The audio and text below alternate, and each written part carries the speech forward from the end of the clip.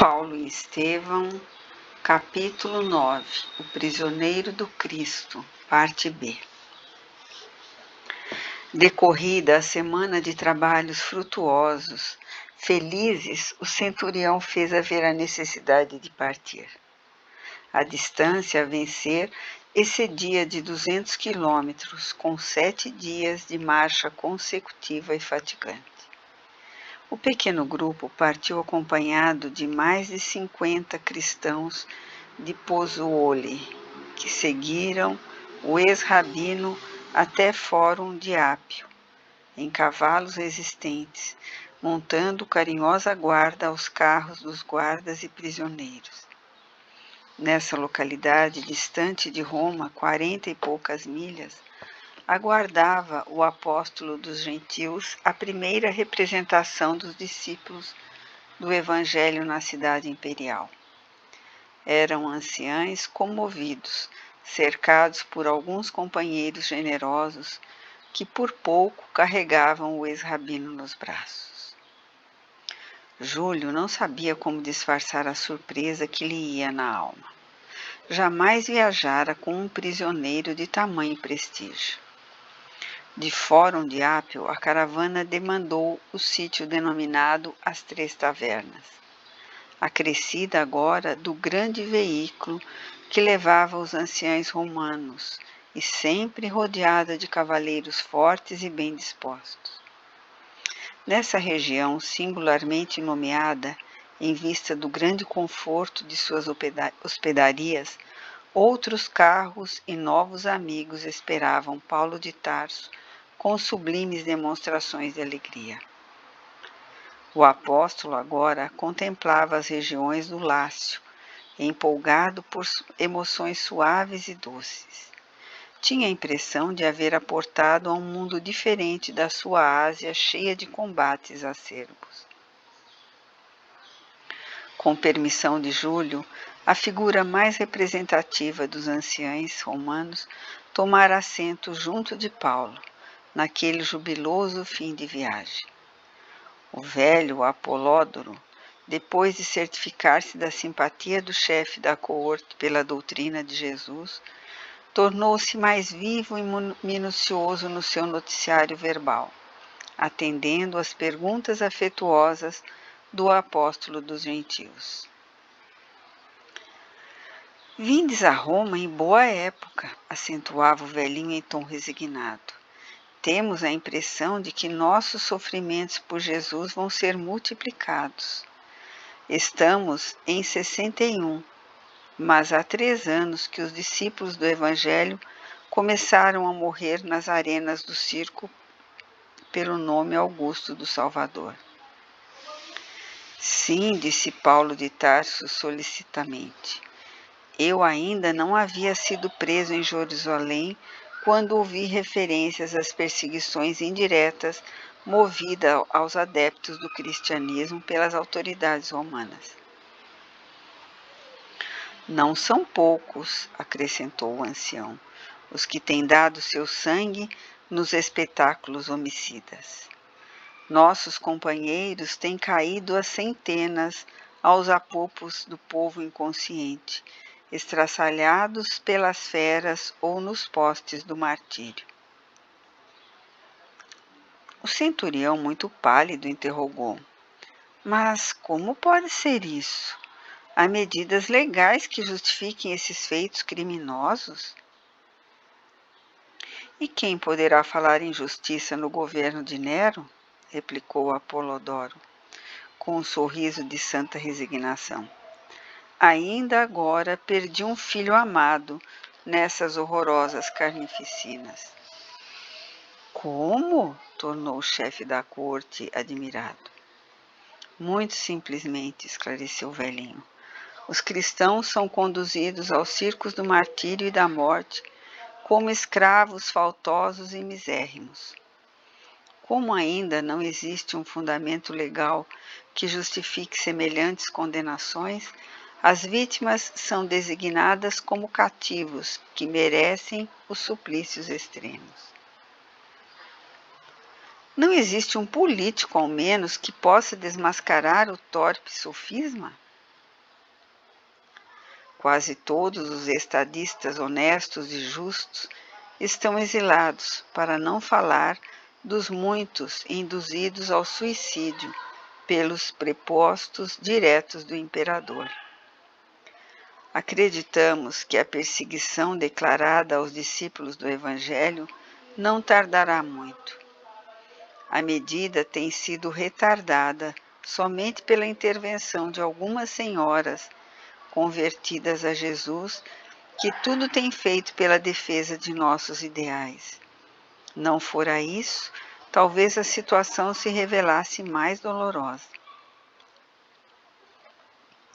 Precisamos negar a nós mesmos a tomar a cruz, exclamou Paulo de Tarso, compreendendo o rigor dos tempos. Tudo isso é muito estranho para nós outros, ponderou Júlio acertadamente, pois não vemos razão para tamanha tirania. É um contrassenso a perseguição aos adeptos do Cristo, que trabalham pela formação de um mundo melhor, quando por aí medram tantas comunidades de malfeitores a reclamarem repressão legal. Com que pretexto se promove esse movimento sorrateiro? Apolodoro apareceu concentrar-se e replicou: acusam-nos de inimigos do Estado, a solapar-lhe as bases políticas com ideias subversivas e destruidoras. A concepção de bondade no cristianismo dá aso a que muitos interpretem mal os ensinamentos de Jesus. Os romanos abastados, os ilustres, não toleram a ideia de fraternidade humana. Para eles, o inimigo é inimigo, o escravo é escravo, o miserável é miserável. Não lhes ocorre abandonar por um momento sequer o festim dos prazeres fáceis e criminosos, para cogitar da elevação do nível social. Raríssimos os que se preocupam com os problemas da plebe. Um patrício caridoso é apontado com ironias. Em um tal ambiente, os desfavorecidos da sorte encontraram no Cristo Jesus um Salvador bem-amado, e os avarentos um adversário a eliminar, para que o povo não alimente esperanças. Examinada essa circunstância, podemos imaginar o progresso da doutrina cristã entre os aflitos e pobres, tendo-se em vista que Roma sempre foi um enorme carro de triunfo mundano, que segue com os verdugos autoritários e tirânicos na boleia, cercado de multidões famintas que vão apanhando as migalhas de sobejo. As primeiras pregações cristãs passaram desapercebidas, mas quando a massa popular demonstrou entender o elevado alcance da nova doutrina, começaram as lutas acerbas. De culto livre em suas manifestações, o cristianismo passou a ser rigorosamente fiscalizado. Dizia-se que nossas células eram originárias de feitiçarias e sortilégios. Em seguida, como se verificaram pequenas rebeliões de escravos nos palácios nobres da cidade, nossas reuniões de preces e benefícios espirituais foram proibidas. As agremiações foram dissolvidas à força. Em vista, porém, das garantias de que gozam as cooperativas funerárias, passamos a nos reunir alta noite no âmago das catacumbas. Ainda assim, descobertos pelos sequazes do imperador, nossos núcleos de oração têm experimentado pesadas torturas. É horrível tudo isso, exclamou o centurião compungido. E o que admira é haver funcionários dispostos a executar determinações tão injustas. Apolodoro sorriu e acentuou: a tirania contemporânea tudo justifica. Não levais vós mesmo um apóstolo prisioneiro? Entretanto, reconheço que sois ele um grande amigo. A comparação do velho e arguto observador fez empalidecer ligeiramente o centurião. Sim, sim, murmurava ele tentando explicar-se. Paulo de Tarso, todavia, reconhecendo a posição e o embaraço do amigo, acudiu esclarecendo. A verdade é que não fui encarcerado por malvadez ou inópia dos romanos, desconhecedores de Jesus Cristo, mas por meus próprios irmãos de raça. Aliás, tanto em Jerusalém como em Cesareia encontrei a mais sincera boa vontade dos prepostos do império. Em tudo isso, amigos preponderaram as injunções do serviço do Mestre. Para o êxito indispensável dos seus esforços remissores, os discípulos não poderão caminhar no mundo sem as marcas da cruz. Os interlocutores entreolharam satisfeitos. A explicação do apóstolo vinha elucidar completamente o problema. O grupo numeroso alcançou a Alba Longa, onde novo contingente de cavaleiros esperava o valoroso missionário. Daí até Roma, a caravana moveu-se mais vagarosa, experimentando sublimadas sensações de alegria. Paulo de Tarso, muito sensibilizado, admirava a beleza singular das paisagens desdobradas ao longo da Via Ápia. Mais alguns minutos e os viajores atingiram a Porta Capena, onde centenas de mulheres e crianças aguardavam o apóstolo. Era um quadro comovente. O cortejo parou para que os amigos o abraçassem. Eminentemente emocionado, o centurião acompanhou a cena inesquecível, contemplando anciãs de cabelos nevados, osculando as mãos de Paulo com infinito carinho. O apóstolo, enlevado naquelas explosões de afeto, não sabia se havia de contemplar os panoramas prodigiosos da cidade das 7 colinas, se paralisar o curso das emoções para prosternar-se em espírito em um preito justo de reconhecimento a Jesus. Obedecendo às ponderações amigas de Apolodoro, o grupo dispersou-se. Roma inteira banhava-se suavemente no crepúsculo de opalas. Brisas cariciosas sopravam de longe, balsamizando a tarde quente. Considerando que Paulo precisava de repouso, o centurião resolveu passar a noite numa hospedaria e apresentar-se com os prisioneiros no dia imediato ao quartel dos pretorianos, depois de refeito da longa viagem exaustiva. Somente na manhã seguinte compareceu perante as autoridades competentes apresentando os acusados. Feliz expediente aquele porque o ex-rabino sentia-se perfeitamente reconfortado. Na véspera, Lucas, Timóteo e Aristarco separaram-se dele a fim de se instalarem na companhia dos irmãos de Ideal, até poderem fixar a sua posição.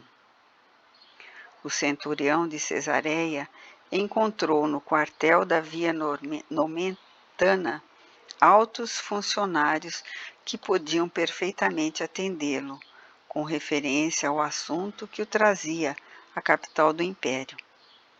Mas fez questão de esperar o general Burrus, amigo pessoal do imperador e conhecido por suas tradições de honestidade, no intuito de esclarecer o caso do apóstolo.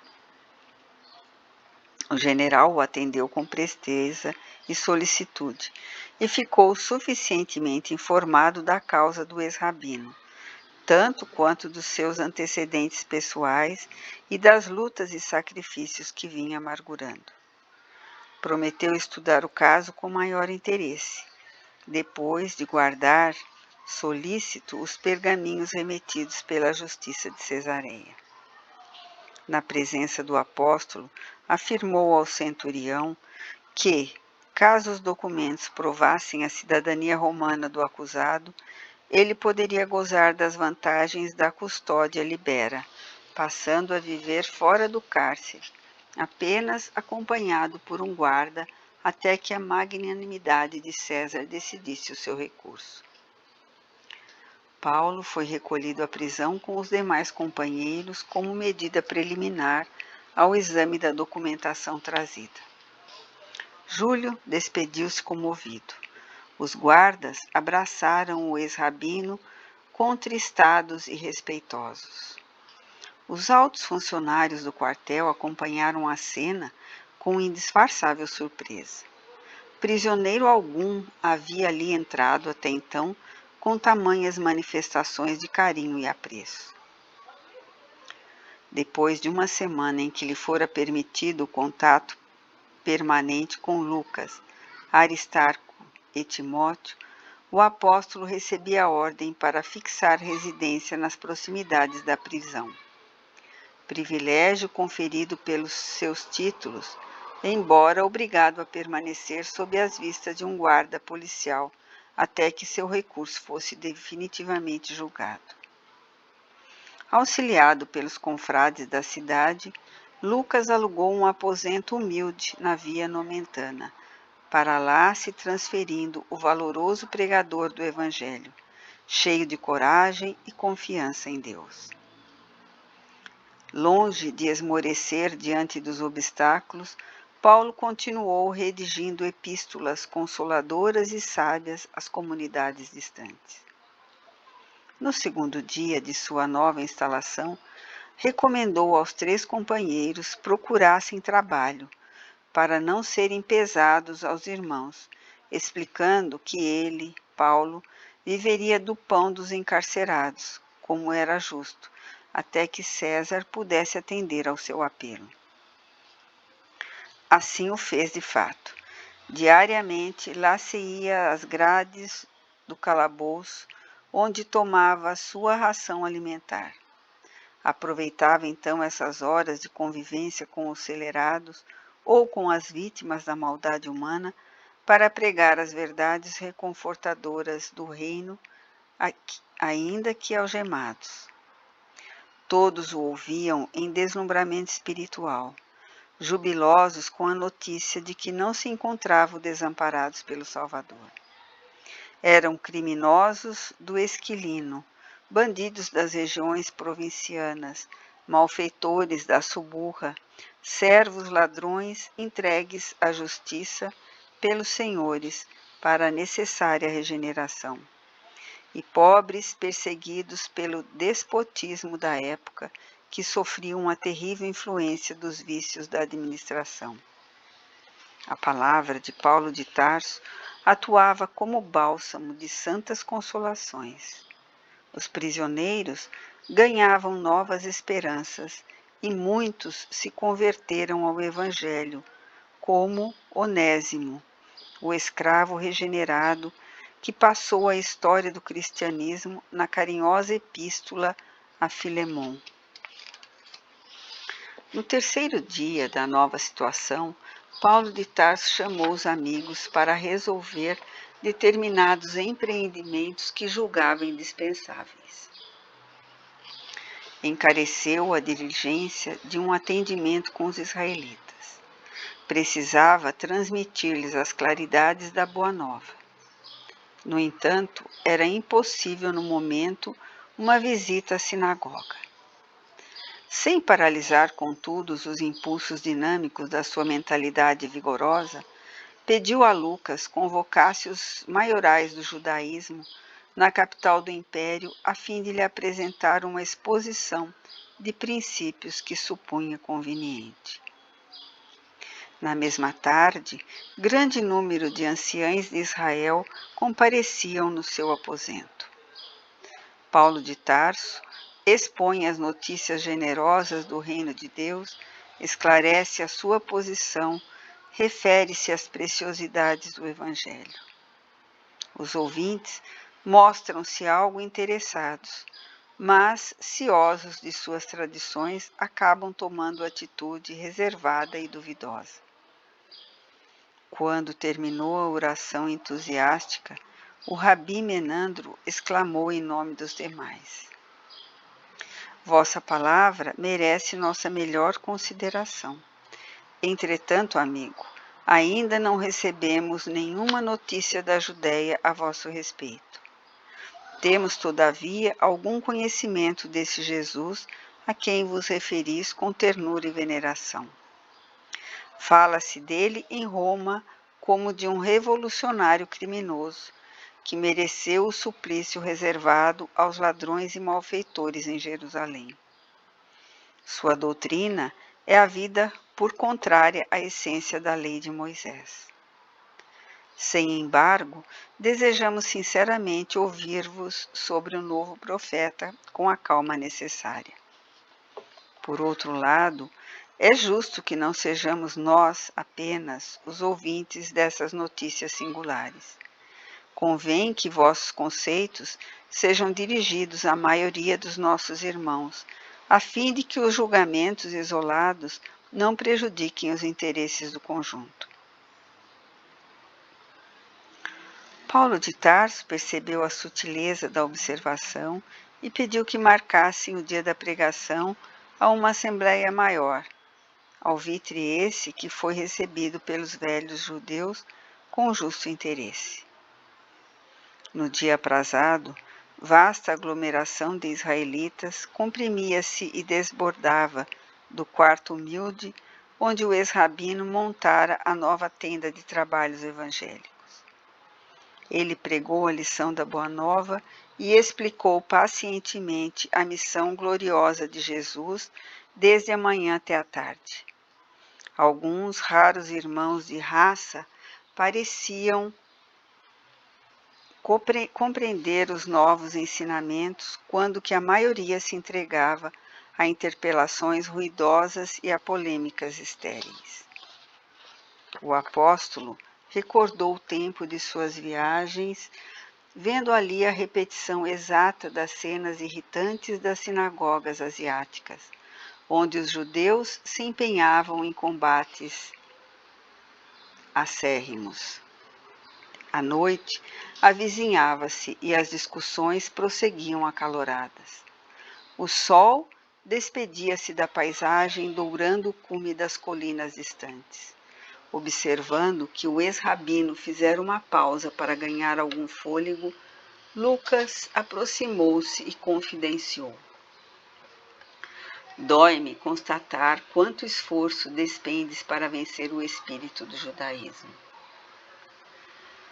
Paulo de Tarso meditou alguns momentos e respondeu: Sim, verificar a rebeldia voluntária dá enfado ao coração. Contudo, a experiência do mundo tem me ensinado a discernir de algum modo a posição dos espíritos. Há duas classes de homens para as quais se torna mais difícil o contato renovador de Jesus. A primeira é a que vinha em Atenas e se constitui dos homens envenenados pela falaciosa ciência da terra. Homens que se cristalizam em uma superioridade imaginária e muito presumem de si mesmos. São estes, a meu ver, os mais infelizes.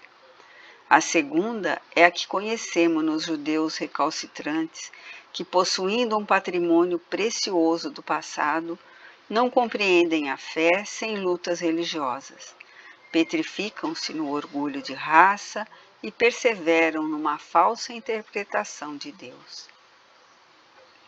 De tal arte, entendemos melhor a palavra do Cristo, que classificou os simples e pacíficos da terra como criaturas bem-aventuradas. Poucos gentios cultos e raros judeus crentes na lei antiga estão preparados para a escola bendita da perfeição com o Divino Mestre. Lucas passou a considerar o justo conceito do apóstolo, mas, a esse tempo, as palestras ruidosas e irritantes dos israelitas pareciam um fermento rápido de pugilatos inevitáveis.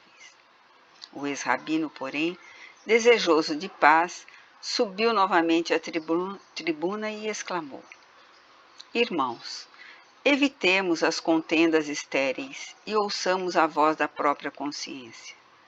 Continuai examinando a lei e os profetas, nos quais encontrareis sempre a promessa do Messias que já veio. Desde Moisés, todos os mentores de Israel referiam-se ao Mestre com caracteres de fogo. Não somos culpados da vossa surdez espiritual. Invocando as discussões ferinas de há pouco, recordo a lição de Isaías, quando declara que muitos hão de ver sem enxergar e ouvir sem entender. São os espíritos endurecidos que, agravando as próprias enfermidades, culminam em lutas desesperadoras para que Jesus possa mais tarde convertê-los e curá-los com o bálsamo do seu infinito amor. No entanto, podeis estar convicto de que esta mensagem será auspiciosamente recebida pelos gentios simples e infelizes, que são, na verdade, os bem-aventurados de Deus. A declaração franca e veemente do apóstolo caiu na assembleia como um raio, impondo absoluto silêncio. Destoando dos sentimentos da maioria, um velhinho judeu aproximou-se do convertido de Damasco e disse: Reconheço o exato sentido da vossa palavra, mas desejaria pedir-vos que este evangelho continuasse a ser ministrado à nossa gente. Há seguidores de Moisés bem-intencionados que podem aproveitar o ensino de Jesus, enriquecendo-se com seus valores eternos. O apelo carinhoso e sincero era proferido em tom comovedor. Paulo abraçou o simpatizante da nova doutrina, fundamente sensibilizado, e acrescentou: Este aposento humilde é também vosso. Vinde conhecer o pensamento do Cristo sempre que vos aprouver. Podereis copiar todas as anotações que possuo. E não ensinais na sinagoga? Por enquanto, preso como estou, não poderei fazê-lo, mas hei de escrever uma carta aos nossos irmãos de boa vontade. Dentro de poucos minutos, a compacta reunião se dissolvia com as primeiras sombras da noite.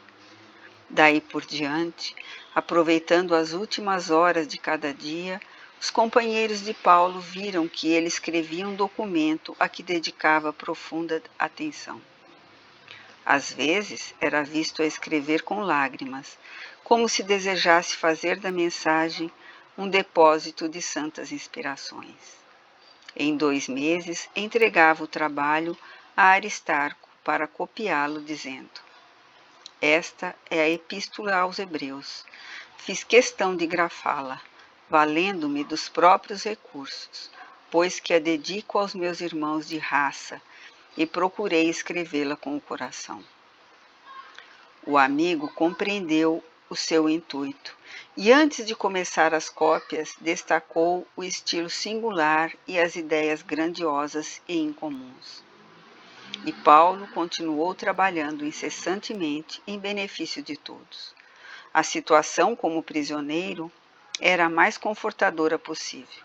Fizera-se benfeitor desvelado de todos os guardas que lhe testemunhavam o esforço apostólico. A uns aliviara o coração com as alegrias da Boa Nova. A outros curara moléstias crônicas e dolorosas. Frequentemente o benefício não se restringia ao interessado, porque os legionários romanos lhe traziam os parentes, os afeiçoados e os amigos para se beneficiarem o contato daquele homem dedicado aos interesses de Deus. Logo, ao 3º dia, deixou de ser algemado, porque os soldados dispensavam a formalidade, apenas guardando-lhe a porta como simples amigos. Não poucas vezes, esses militares benévolos o convidavam a passear pela cidade, especialmente ao longo da Via Ápia, que se havia tornado o local de sua predileção. Sensibilizado, o apóstolo agradecia essas provas de condescendência. Os benefícios do seu convívio tornavam-se dia a dia mais evidentes. Impressionados com a sua palestra educativa e com as suas maneiras atenciosas, muitos legionários, antes relapsos e negligentes, transformavam-se em elementos úteis à administração e à sociedade. Os guardas começaram a disputar o serviço de sentinela ao seu aposento, e isso lhe valia pelo melhor atestado de valor espiritual. Visitado incessantemente por irmãos e emissários das suas igrejas queridas, da Macedônia e da Ásia, prosseguia desdobrando energias na tarefa de amorosa assistência aos amigos e colaboradores distantes, mediante cartas inspiradíssimas. Havia quase 2 anos que o seu recurso a César jazia esquecido nas mesas dos juízes displicentes, quando sobreveio um acontecimento de magna importância. Certo dia, um legionário amigo levou o convertido de Damasco, um homem de feições másculas e enérgicas, aparentando 40 anos mais ou menos. Tratava-se de Acácio Domício, personalidade de grande influência política, e que de algum tempo tinha cegado em misteriosas circunstâncias. Paulo de Tarso o acolheu com bondade e, depois de impor-lhe as mãos, esclarecendo-o sobre o que Jesus desejava de quantos lhe aproveitavam a munificência, exclamou comovidamente: Irmão, agora convido-te a ver em nome do Senhor Jesus Cristo. Vejo, vejo! Gritou o romano, tomado de júbilo infinito. E logo, em um movimento instintivo, ajoelhou-se em pranto e murmurou: Vosso Deus é verdadeiro. Profundamente reconhecido a Jesus, o apóstolo deu-lhe o braço para que se levantasse, e ali mesmo Domício procurou conhecer o conteúdo espiritual da nova doutrina, a fim de reformar-se e mudar de vida. Solícito, anotou logo as informações relativas ao processo do ex-rabino, acentuando ao despedir-se: Deus me ajudará para que possa retribuir o bem que me fizeste. Quanto à vossa situação, não duvideis do desfecho merecido, porque na próxima semana teremos resolvido o processo com a absolvição de César. De fato, decorridos 4 dias, o velho servidor do Evangelho foi chamado a depor. De conformidade com as ordens legais, compareceu sozinho perante os juízes, respondendo com admirável presença de espírito às menores arguições que lhe foram desfechadas.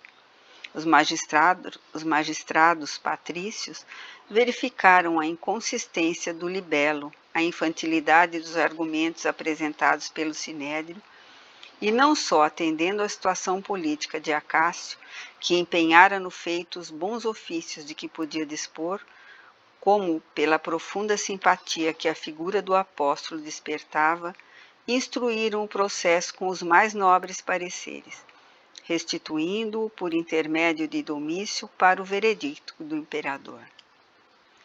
O generoso amigo de Paulo regozijou-se com a vitória inicial, convencido da próxima liberdade do seu benfeitor. Sem perda de tempo, mobilizou as melhores amizades, entre as quais contava Popéia Sabina, conseguindo afinal a absolvição imperial. Paulo de Tarso recebeu a notícia com votos de reconhecimento a Jesus, mais que ele próprio, rejubilavam-se os amigos que celebraram o acontecimento com expansões memoráveis. O convertido de Damasco, entretanto, não viu nisso tão só um motivo para regozijo pessoal, mas a obrigação de intensificar a difusão do Evangelho de Jesus. Durante um mês, no princípio do ano 63, visitou as comunidades cristãs de todos os bairros da capital do Império. Sua presença era disputada por todos os círculos que o recebiam entre carinhosas manifestações de respeito e de amor pela sua autoridade moral. Organizando planos de serviço para todas as igrejas domésticas que funcionavam na cidade e depois de inúmeras prédicas gerais nas catacumbas silenciosas, o incansável trabalhador resolveu partir para a Espanha. Debalde intervieram os colaboradores rogando-lhe que desistisse. Nada o demoveu. De há muito alimentava o desejo de visitar o extremo do Ocidente, e se fosse possível desejaria morrer convicto de haver levado o Evangelho aos confins do mundo.